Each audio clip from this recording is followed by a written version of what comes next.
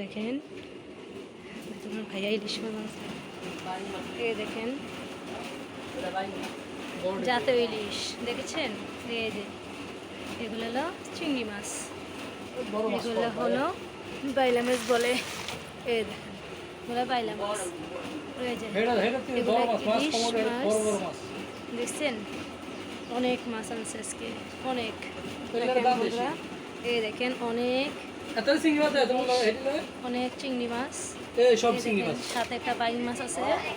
এই যে মাছ দেখেন অনেক ইলিশ মাছ আনছে, অনেক চিংড়ি মাছ আনছে, সাথে একটা বাইং মাছ আছে অনেক বড়। দেখেন বাইলা মাছ, তবে চিংড়ি মাছটা আর ইলিশ মাছটা আমার সবচেয়ে ফেভারিট।